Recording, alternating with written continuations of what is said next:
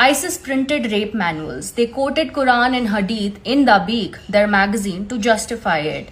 The Yazidis weren't people of the book. They were mushrikun, polytheists, and enslavement and rape of non-believing women, they said, was Sharia compliant. This wasn't a fringe cult. This was scripture, followed to the letter.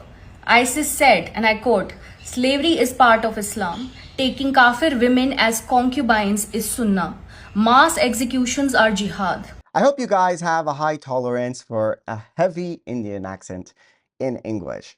I do, which is why I loved this rant from this Indian woman about the ignored persecution by Muslims in her part of the world, the area of Asia and India that the media just doesn't like to cover. Why? Let's take a look and break it down. You know what's the biggest scam of the 21st century? That radical Islamists and their apologists in elite Western universities have convinced people that terrorism is just trauma. That Hamas, ISIS, they're just victims reacting to imperialism. That rape, beheadings, suicide bombings aren't ideological, but emotional. You think Islamists never attack peaceful, innocent people, right? Let me prove you wrong. In 2014, ISIS invaded Sinjar, a Yazidi town in Iraq. Within days, 5,000 men were executed, dumped in mass graves, the women and girls abducted, caged, raped, some just 9 years old, sold for $10 in slave markets. ISIS printed rape manuals. They quoted Quran and Hadith in Dabiq, their magazine, to justify it. The Yazidis weren't people of the book. They were mushrikun, polytheists, and enslavement and rape of non-believing women, they said, was Sharia compliant. This wasn't a fringe cult. This was scripture, followed to the letter. ISIS said, and I quote, slavery is part of Islam. Taking kafir women as concubines is sunnah. Mass executions are jihad. And guess what? The Arab world did nothing to actually stop them. Yes, they issued fatwas calling it un-Islamic, but only after the videos got out. But deep down, they knew this was how Islam expanded always, through India, Persia, Africa. Turkey were actually funding the militias and letting ISIS fighters freely use its borders in and out. Syria ignored it. Saudi Arabia only condemned it after it went viral. Iraq looked away. They weren't outraged by the atrocities. They were embarrassed the world saw them. And the West? No protests, no hashtags, no campus riots. The victims were brown, indigenous, non-Muslim. So the feminists stayed quiet. The Muslim student groups vanished. No BBC Al Jazeera specials. No free Sinjar ever heard from Zoran Mamdani and his professor of colonialism father at Columbia. To those woke activists chanting Hamas slogans, you are being used by soft jihad. Funded by petrodollars, defended by regimes that still believe women are property.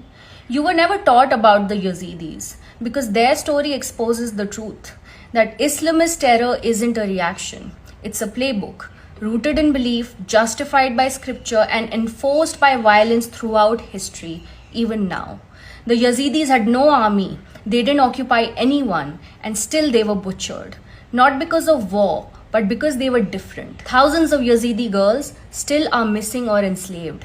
And if you stay blind to that, one day it won't just be their daughters, it'll be yours. And no amount of protest will save you then.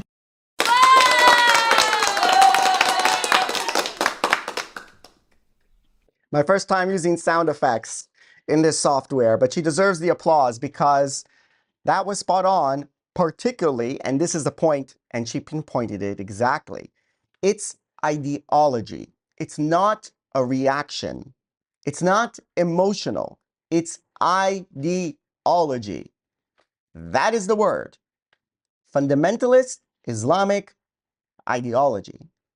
And it has been a thing in universities, particularly in American universities, and one man in particular who has implemented this in American universities, Noam Chomsky, you may have heard of him, of the idea that all these atrocities that we're seeing and also Islamic fundamentalism is all a reaction to, I don't know, American intervention, Western imperialism, and things like that.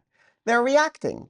They're been victimized and now they are reacting. And in the modern time we see, because Chomsky is 90 plus now, We're seeing people like Glenn Greenwald. We saw Dave Smith in his debates trying to argue the same thing. And then, of course, also Hamas, Hezbollah. They're just angry and upset at what's happening. They don't, okay, we don't justify everything that they did, October 7th and everything, but it's a reaction to the Israeli oppression. And they constantly use this analysis and avoid what should be the obvious conclusion, which is that it's motivated by ideology. It is motivated by ideology. And the Israeli case is a case where this is hidden or reversed, or I don't know what you call it, but they have like enough of an excuse as to why they can ignore it, because they're fighting Israel, they lose. As a result, they suffer, they do terrorism against Israel, so you have checkpoints, you have raids in the West Bank. West Bank is not sovereign, so you can play this game of, well, we are under occupation and we're resisting. You've probably heard that term before, resisting occupation. My favorite term, like the worst term, but my favorite term to make fun of, which is, okay, under that rubric, you can come into where I am now, inside Israel. This isn't a settlement according to the international community. You can, I don't know, murder me, scream Allahu Akbar or whatever, behead me, and then it's resisting occupation. Any action could be called resisting occupation. And people swallow it up. The problem with this is that there are so many massacres, terror attacks, brutalization of various peoples that cannot be explained as an emotional reaction or resisting occupation. And one obvious case is the case in Iraq, which he mentioned, of the Yazidis, who were massacred and genocided. When all those people were murdered, all those women were taken slaves, were the Yazidis occupying ISIS? No. And it's the same thing also, by the way, if you take the Israel example, because there's no settlements in Tehran. And in Iran, you can see the change in ideology from a secular leader, the Shah, back in the 70s, Islamic Revolution, an Islamic fundamentalist leader takes over. Lo and behold, wage war against Israel. Call for the annihilation of Israel. They had no grievances. There was nothing between Israel and Iran historically. Actually, there was direct flights between Tel Aviv and Tehran. Did you know that? Before 79. And historically, you go back to the Bible, Cyrus the Great, the most important figure in the history of Iran and Persia, is a messianic figure in the Bible. There was no reason to have any animosity between Israel and Iran. But then an Islamic revolution happened, and lo and behold, Israel was the enemy. Can you explain that through victimhood?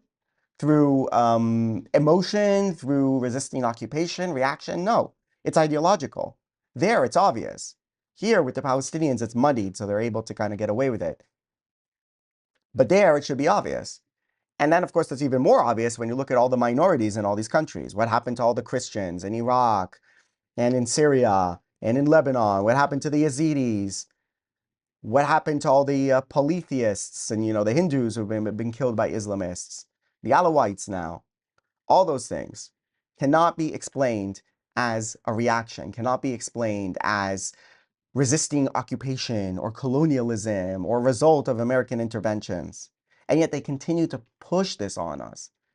These people, these experts, these Dave Smiths of the world. No, no, no, no, no. And the Indian lady, she called it for what it is. And they know in India. They know because they face it.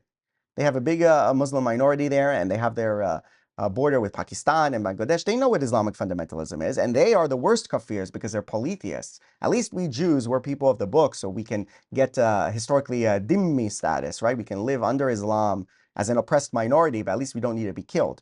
Polytheists, Hindus, they need to be killed, according to the jihadists. So they know what they're up against, and that's why we Israel and India, we see eye to eye. That's why we have a great relationship with them. That's why they support Israel. It's also a country with zero anti-Semitism, like zero historical anti-Semitism. None. They have none of that narrative of the Jews control and this and all this. It's the Jews poisoned the wells and the Jews betrayed Jesus and the Jews with Muhammad. Like none of that stuff exists in their psyche. They have nothing against Jews. That's what I love about India. And I love this lady, and she spoke the truth. She spoke the truth.